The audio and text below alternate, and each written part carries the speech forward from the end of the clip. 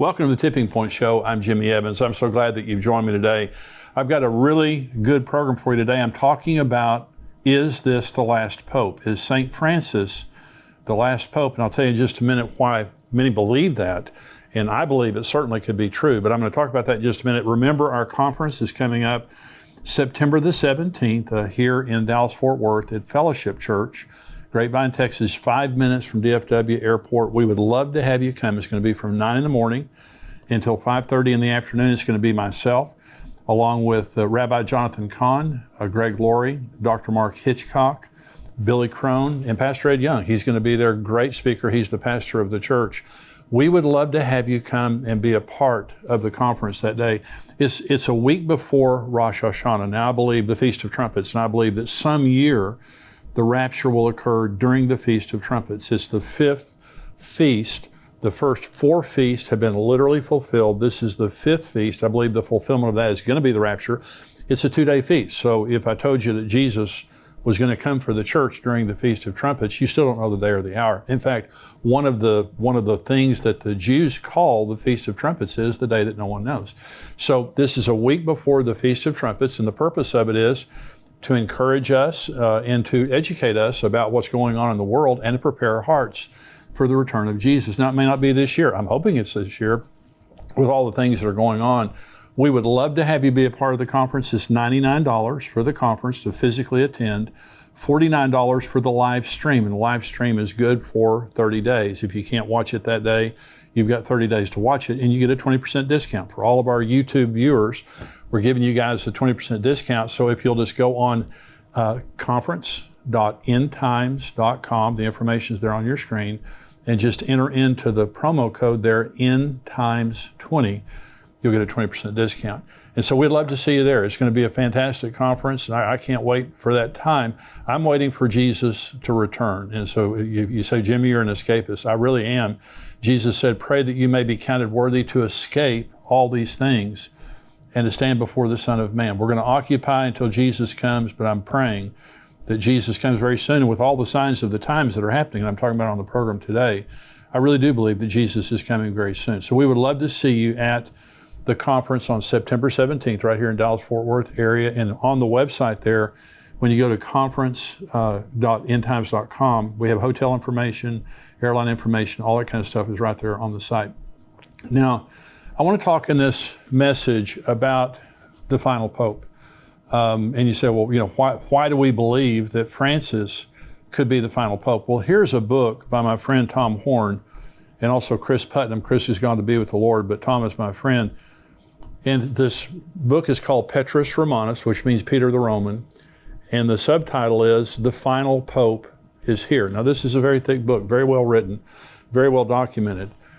And Dr. Tom Horn believes that this is the final pope. And I'll tell you in just a minute what the Lord showed him about the final pope. So this book, Petrus Romanus, it goes back to a prophecy of the popes, which is a short, 112 short cryptic phrases in Latin, which purport to predict all of the future Roman Catholic popes, beginning with Pope Celestine II. Now, the prophecies were first published by Benedictine monk Arnold Wyon in 1595.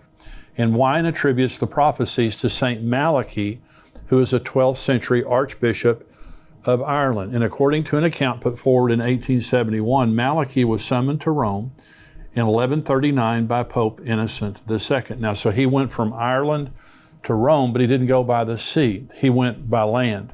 He traveled the continent of Europe, and he was struck, sickened, when he went across the continent of Europe by the squalor, the poverty, the disease, just how downtrodden the people were, the masses, all across Europe until he got to the Vatican. When he got to the Vatican, he was sickened by the opulence and the luxury. It was exactly the opposite of what everyone else was going through, and it just broke his heart. And so while he was there, he purportedly experienced a vision, and in the vision, he saw 112 future popes, which he recorded as a sequence of cryptic phrases. And the manuscript was then deposited in the Vatican archives and forgotten all about until it was rediscovered in 1590.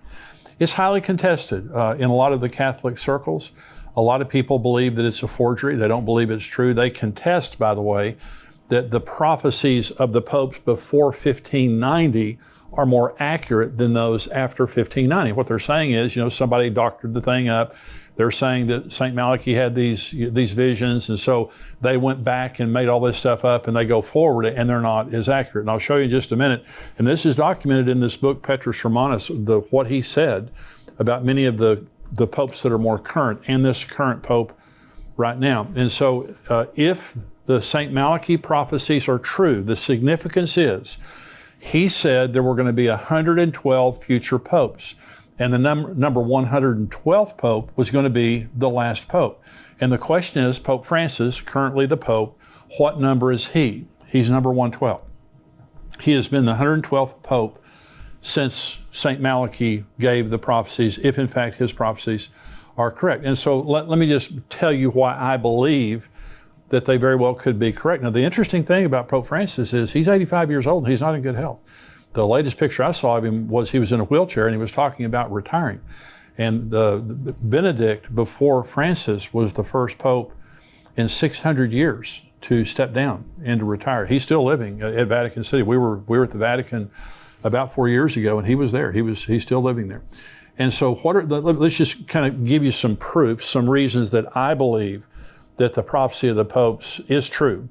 And the first is, what are the chances out of 112 popes that the final one would occur when all the other end time signs have been happening for 70 years? It's astronomical. In other words, and by the way, if Benedict would not have resigned, he'd still be pope. He's still alive. The popes don't retire. Popes die. They die in office. And so Benedict retired, giving Francis the opportunity to step in and be the 112th pope. So remember, Israel's 74 years old. Okay, and the Pope now is 85 years old. Here's what Jesus said. Learn this parable from the fig tree. When its branch has already become tender and put forth leaves, you know that summer is near. So you also, when you see all these things, know that it is near at the doors. Assuredly, I say to you, this generation will by no means pass away till all these things take place. Heaven and earth will pass away, but my words will by no means pass away. So one of the things that you may have heard me say before, but it's worth repeating, and that is every generation has had signs of the end times. Every generation has, since Jesus. They've had some crazy person you could think was the Antichrist. They've had earthquakes and famines and all those kinds of things like that. We're the only generation that has every sign. We have every sign of the end times, and we're the only generation with Israel. Okay, Israel was destroyed in AD 70. The Romans destroyed the city and the sanctuary, like Jesus said they would in Luke 21. They destroyed the city and the sanctuary, like Daniel said in Daniel chapter 9. And they were scattered to the four corners of the world. Okay, until 1948. Until the most important sign that we have that we're living in the end times is the reestablishment of Israel. But Jesus said the generation that sees these things will see all things fulfilled. What he was saying is the generation that sees the beginning will see the end. And so Psalm 90 says the days of a man's life are 70 years, or if by reason of strength, they're 80 years. We're 74 years in since Israel became a nation. And we have a pope who the St. Malachi prophecies are saying is the final pope, number 112, and he's 85 years old and not in great health. And so if the tribulation started today, and according to St. Malachi's prophecy, the final pope will lead the church, or lead his flock, the Catholics, through the tribulation. He will lead his flock through many tribulations. I'll read you the exact prophecy here in just a minute. And so if the tribulation began today, okay, he would be 92 years old when it ended. So there's a clock ticking really hard on this thing, both the generation that we're living in and also on the final pope.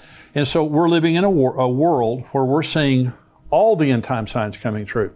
And if they haven't come true, they're about to come true. They're happening right before our eyes. They're unfolding before our eyes. Jesus said there'd be wars and rumors of wars. Look at what's happening in the world right now. Look what's happening in Russia, in Iran, China, and Taiwan.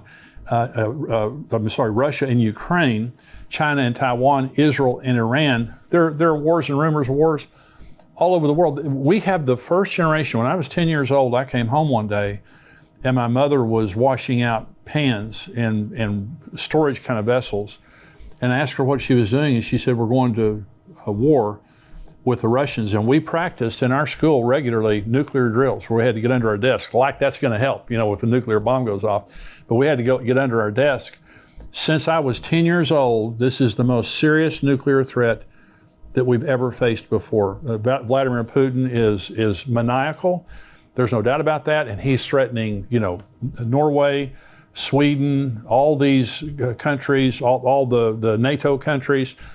Us in America, he is threatening us with nuclear weapons on a regular basis. Anytime somebody defies him, this is the most serious nuclear threat in my lifetime. And so we have wars and rumors of wars. Jesus said there would be pestilence. Look at COVID. COVID is still making people sick all over the world, but we're in the third year now, almost the third year of COVID. And so look at all that's happening in the world. Famines, we have a worldwide food shortage right now. Where you have baby formula shortages, the worst crop in China's history. Their winter wheat crop was worse. 71% of the United States wheat crop was affected by drought. Where I'm from in the Texas Panhandle, somebody told me last week that their entire wheat crop is wiped out. That's the breadbasket of America up in the Panhandle of Texas in that area. And so famines, we have a very serious possibility of worldwide famines that are happening because of bad crops all over the world, and the fact that the sanctions are on Russia, and Russia and Ukraine export 1/3 of the world's grain. So we have a very serious thing. Worldwide fear and panic. Jesus said that men's hearts would fail them for fear and the expectation of things that are coming on the world. Mental health issues are epidemic. And suicide is epidemic, especially among young people. There are a lot of people killing themselves. And this is what Jesus said would happen because of just the oppression of the things that are happening, multiple things that are happening. People would just lose heart. Worldwide anti-Semitism. One of the things that has to happen for the end to happen is the whole world has to hate Israel, because the last scene of human history is Armageddon, when all the world marches against Israel. And by the way, right now, and I was telling you last week that President Biden wants a two-state solution for Israel. He's going to Jerusalem next month in July. He'll be the first president ever to visit East Jerusalem. He will visit it without any Israelis with him. They are bypassing the Israelis and opening an embassy now, a consulate in East Jerusalem, formally recognizing East Jerusalem as the capital for the Palestinians, and going to pre-1967 boundaries. This is what they're pushing for, which means 200,000 people, 200,000 Jews lose their homes in East Jerusalem, 400,000 Jews lose their homes in Judea and Samaria, known as the West Bank. They also lose the Golan Heights. It's not going to happen. And so anti-Semitism is rising all over the world. In Israel, in the United Nations Human Rights Council, the only standing agenda item is Israel.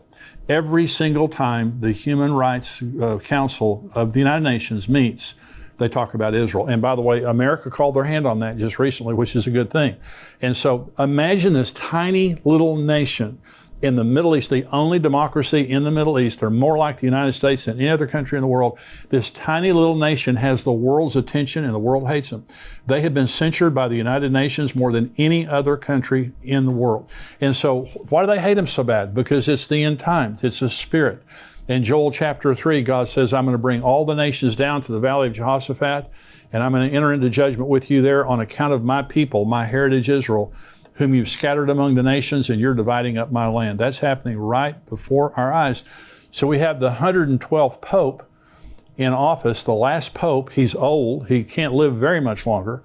He's old. And so we see all these end time signs taking place. The Gog-Magog war, Ezekiel 38 and 39. Look what's happening right now with Russia, Iran, Turkey, Syria. They're all on the northern border of Israel.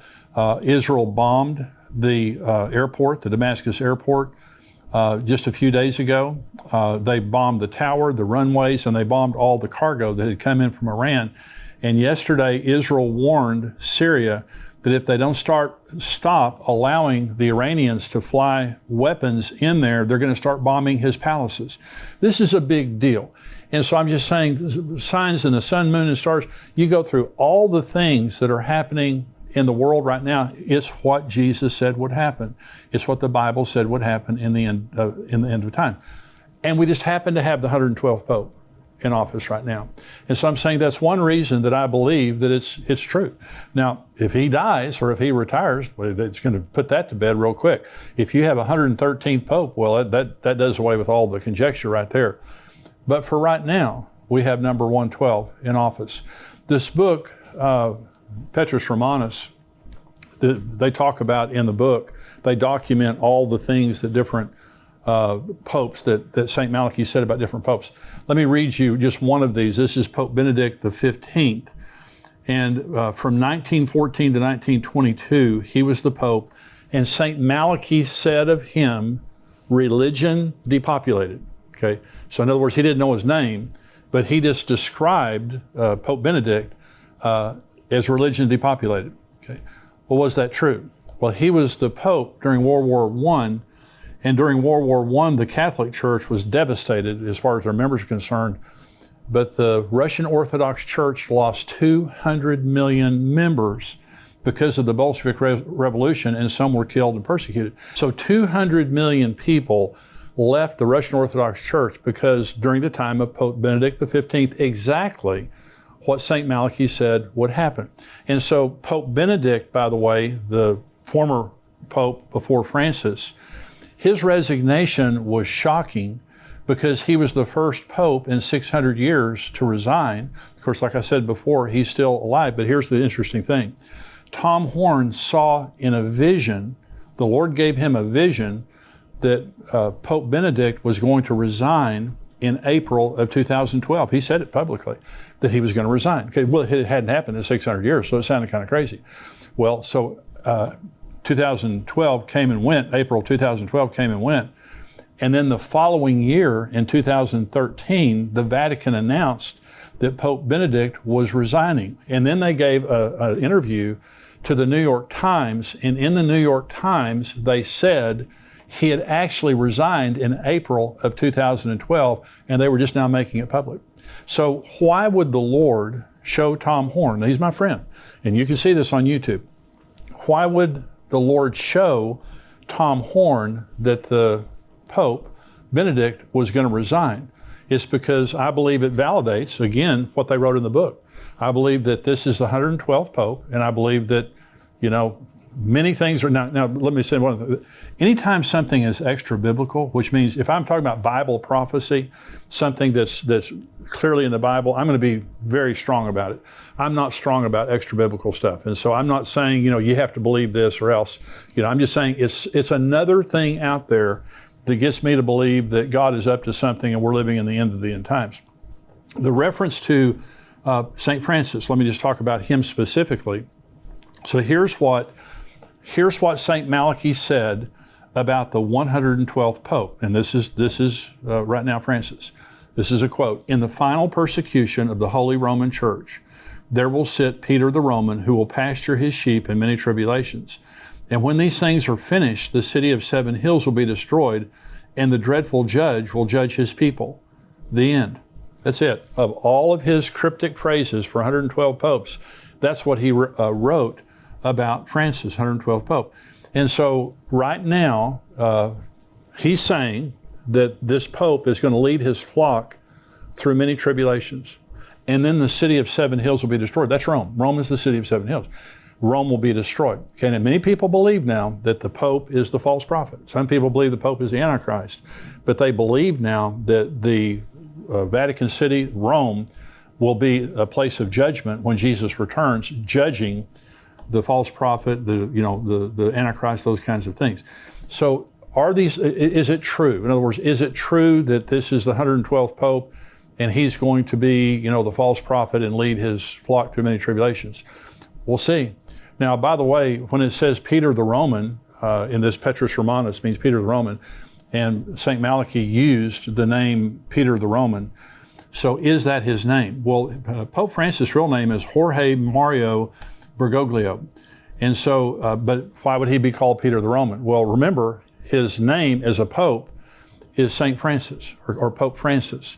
And he gets that from St. Francis of Assisi. And St. Francis of Assisi's real name was Giovanni di Pietro, that's Peter, di Bernardone. That was his real name. He was Italian, he was Roman. His name can literally be translated Peter the Roman. So it's all these things are interesting. And so do I believe it's true? Based on what I know, I believe it's true. And again, I want to say it's extra biblical, so I'm not being dogmatic about it. But I believe it's very interesting that back in the 13th century, that we had a Archbishop of Ireland who was sickened as he went through Europe and saw the squalor and also the opulence of the Vatican. And if these things are true, the Lord gave him all of these pictures of 112 popes, and he sat and wrote it down with great accuracy in some cases, like I just showed you about the Pope during World War I. And now we have the 112th Pope sitting at the Vatican, old, and we'll see. And I believe, and I've said this before, I don't believe we're living in the end times. I believe we're living at the end of the end times. All these things are coming, to fruition at the same time. And I think it's just another reason to look up, because our redemption is drawing near. It's another reason for us to be careful in the way we're living our lives. Be careful to believe the Bible and to keep your eyes on Jesus and live your life in the right way. There are a lot of people mocking and scoffing and living like, there's nothing's going to happen, and that Bible prophecy isn't true. I believe every word of Bible prophecy is true, and we see all these things taking place like Jesus said they would. And very interestingly, we see the 112th Pope sitting in office right now. I hope that this has been a blessing to you. Now, those of you who are watching on YouTube, hey, be sure and subscribe to our YouTube channel and like this so that everything we have coming out, you'll be able to see it as it comes out. Also, endtimes.com, I'm going to continue on now with this podcast. The entire podcast goes to the subscribers of endtimes.com at $7 a month, $77 a year. We would love to have you be a subscriber to endtimes.com. We have articles that come out through the week, videos that come out through the week, myself, Mark Hitchcock, also Greg Laurie. I'm interviewing next week on the show Rabbi Jonathan Kahn. We have different interviews with different experts on different subjects. We would love to have you be a subscriber to endtimes.com. Thank you for joining me today. God bless you. I want to thank you for watching this Tipping Point clip. And I want you to subscribe to the channel. I want you, if you're not a subscriber, go ahead and click subscribe there. And thank you for watching and subscribing. I want you to join our Tipping Point community at endtimes.com. For $7 a month, you can subscribe, and you have a 7-day free trial. So if you just want to check it out for 7 days, go on endtimes.com, check us out for 7 days. But I can promise you, you're going to love the content. You're going to be getting the Tipping Point show, the full show, every single week, as well as articles and video content from great teachers like Greg Laurie and Mark Hitchcock, and of course myself. Be sure to subscribe to be notified when we release more videos like this. God bless you.